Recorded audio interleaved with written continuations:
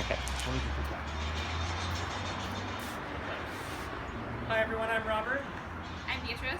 And this is our TLC Spring Session B, Level 2, Class 5. Yeah, final class of our Paint Your Framing session.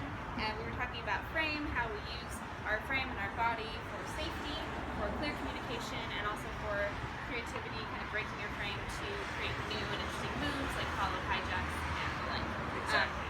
You can see all of our other recap videos here on YouTube, all of the other moves that we did. Today we focused on swing outs, so Yep. we're going to show you some of that. Exactly. So we started off just going over the basic swing out, which is all about framing. So pretty much throughout the entire swing out, Beatrice and I are always squaring off.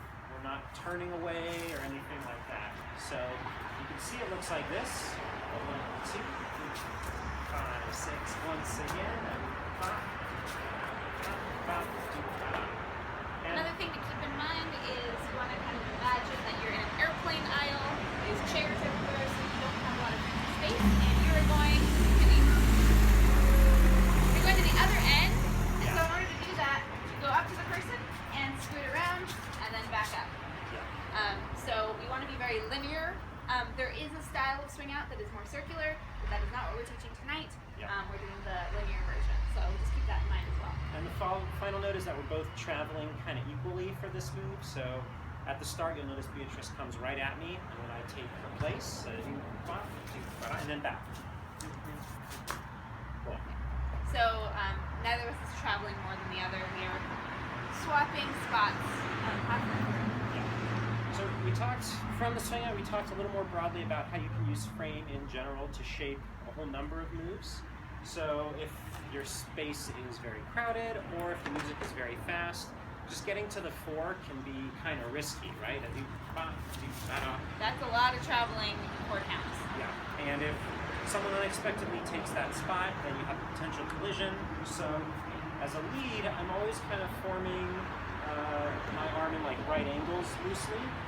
And so I can, by using the structure, I can adjust and cheat early. So instead of us doing a full 180, I can instead lead a 90. So right? Same 4 counts, but just ending up in a different spot. Yep, and sorry. So what that means is instead of me moving and then tripling through, like traveling through that triple to take Beatrice's spot, triple step, I'm still moving.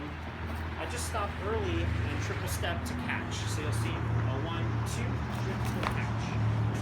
And I stick this hand out early, and it's kind of my brace. It's not hard, it's not a hit. It's a squishy, springy, compression-y connection.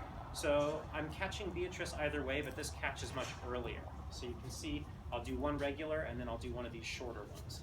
So 1, 2, 3, and 4, 5, 6, 7, and a 1, 2, 3, and 4, 5, 6, 7, 8. Now what's good about that is it lets me be a little lazier. So if it's a real fast song, I use a lot less energy by just rock stepping and then just tripling in place.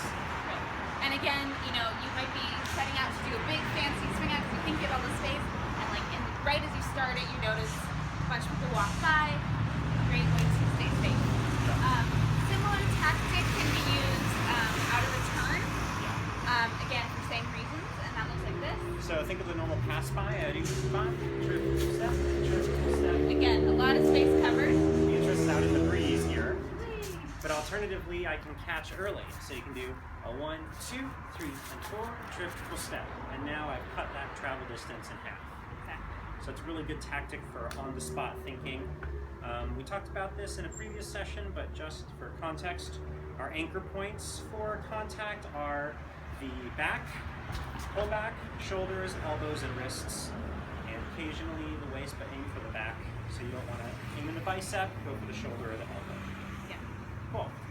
And the last thing we talked about was the whip, which is a way that we use our frame. We break our frame in a swing out to create a little bit of a more dynamic 5 count. So it looks like this. 1, 2, 3, 4, 5, 6, 7, 8. Okay? So, to break that down, up to 4 is the same. 1, 2, 3, and 4. And Now 5 is where it's different. Yeah, so in a standard swing out for 5, Beatrice travels with me as I turn. 5. Full body together. And now she's between me and the camera. But here the 5 is, it looks like this, 5. So Beatrice is still between me and the camera, but now I'm facing where I'm putting her, and she's facing where I'll end up. Yeah. Yeah? So the way that works if we're separated, the follow is a pivot turn on your left leg.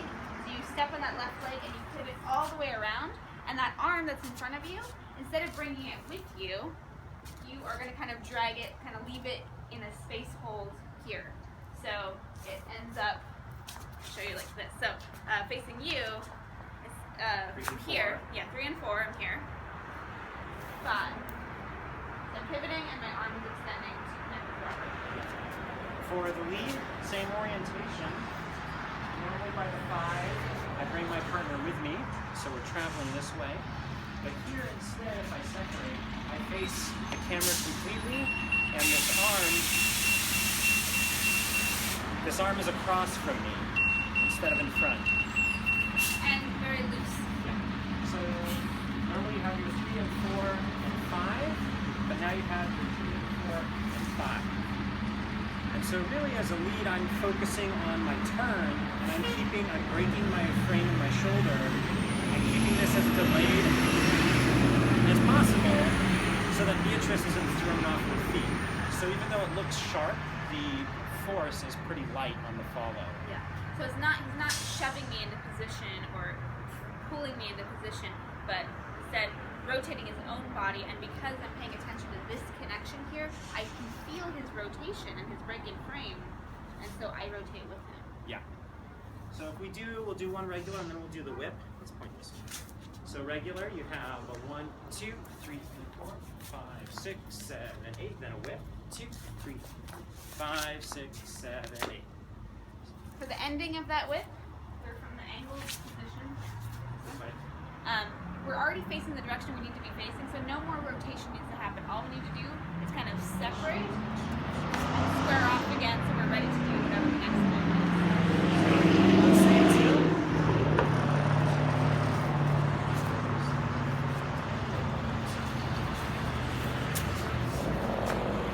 So all of the work is done on that count 5. You're doing all of the rotation on count 5, so that 6, 7, 8 is just a separating out, really comfortable, more lazy feel. Exactly. And I believe that is everything that we covered. Thank you so much for joining our session. Please watch our other videos, and we will see you next week for a brand new session, topics pending. So stay tuned. Level 1 will probably be 6 count. Level 2, we're still deciding.